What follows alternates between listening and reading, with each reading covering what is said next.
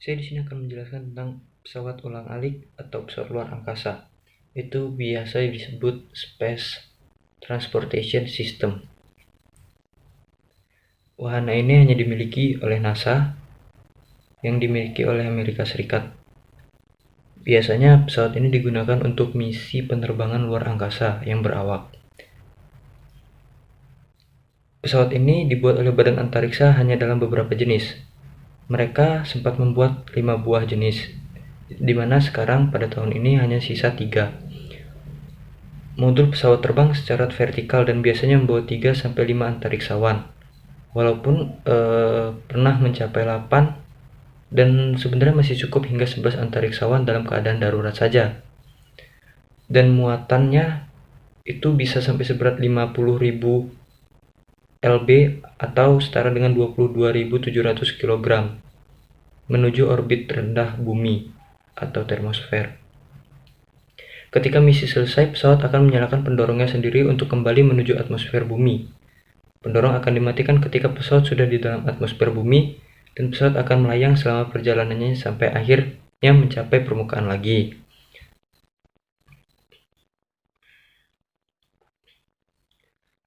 Wahana antariksa ada 2, yaitu yang berawak.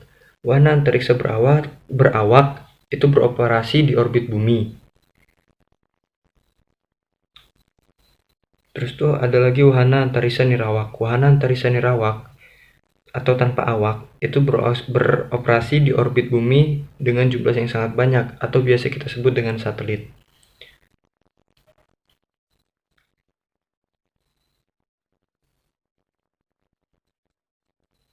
Pesawat ulang-alik yang pertama adalah pesawat Enterprise, yang merupakan sebenarnya pesawat Enterprise ini merupakan wahana uji terbang saja, lalu diikuti oleh beberapa pesawat lainnya yaitu Columbia, Challenger, dan Discovery dan Atlantis.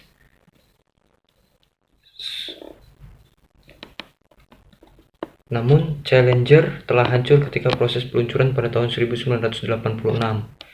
Akhirnya dibuatlah pesawat dengan nama Endeavour sebagai penggantinya. Sedangkan pesawat Columbia hancur ketika proses memasuki atmosfer bumi pada tahun 2003. Itulah sedikit penjelasan dari saya mengenai pesawat ulang-alik. Cara kerja roket di ruang angkasa.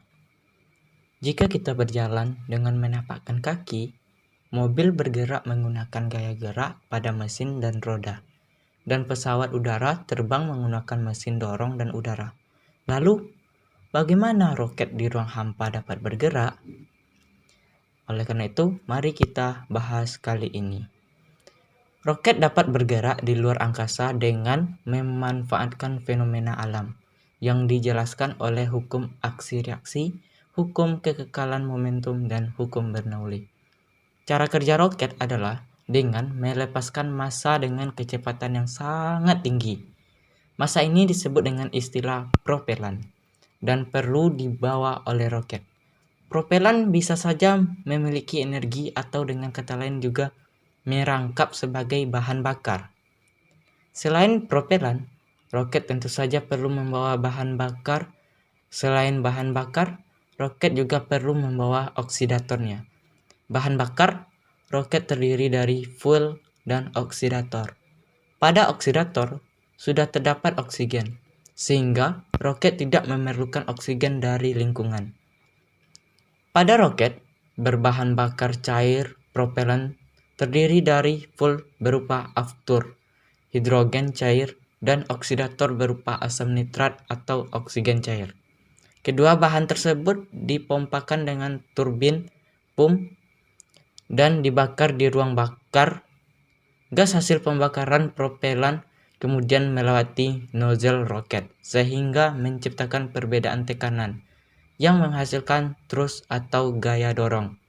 Gaya dorong inilah yang membuat wahana antariksa dapat bergerak di ruang hampa. Tentu yang dibawa bukan oksigen seperti udara yang kita hirup. Yang dibawa adalah oksigen cair bertekanan tinggi dan bersuhu rendah sebesar puluhan Kelvin. Suhu segitu bukan lagi pendinginan atau refrigeration, melainkan sudah masuk ke ranah cryogenics. Hal tersebut memberi satu keuntungan. Yang pertama, karena suhu cairan berbanding terbalik dengan besar volumenya. Semakin kecil ruang yang dibutuhkan untuk menyimpan oksigen cair tadi, maka semakin banyak juga yang bisa dibawa oleh roket.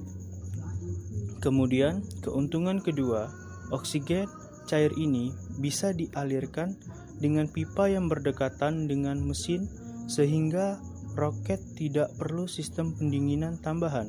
Begitulah cara kerja roket di luar angkasa.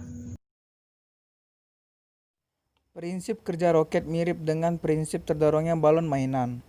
Sebuah roket mengandung tangki yang berisi bahan hidrogen cair dan oksigen cair. Kedua bahan bakar ini dicampur dalam ruang pembakaran, sehingga terjadi pembakaran yang menghasilkan gas panas, yang akan menyembur keluar melalui mulut pipa yang terletak pada ekor roket. Terjadi perubahan momentum gas dari 0 menjadi mv selama selang waktu tertentu, dalam kurung delta T.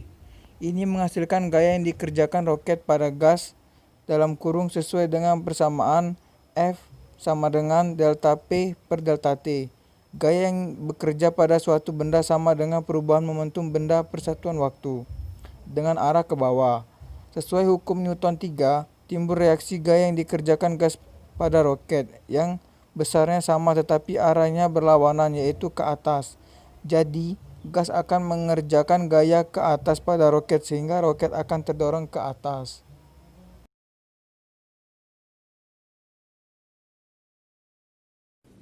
Hukum Bernoulli merupakan suatu hukum yang menjelaskan besar kecilnya tekanan dari fluida yang bergerak seperti halnya udara, dan akan berkurang ketika fluida tersebut bergerak lebih cepat. Persamaan hukum Bernoulli dapat ditulis sebagai berikut. Sistem pengaliran bahan bakar roket yang berupa bahan bakar cair atau propelan dialirkan dari badan roket, kemudian dialirkan dan dibakar di ruang bakar. Gas hasil pembakaran propelan kemudian melewati nozzle roket, sehingga menciptakan perbedaan tekanan dan menghasilkan thrust atau gaya dorong. Jadi kesimpulannya, roket merupakan kendaraan terbang luar angkasa yang mendapatkan dorongan melalui reaksi pembakaran dan mendapat gaya dorong terhadap keluarnya secara cepat yang mampu membuat gas mengalir dengan kecepatan hipersonik, sehingga menimbulkan dorongan reaktif sebanding dengan balasan sesuai dengan hukum Newton ketiga.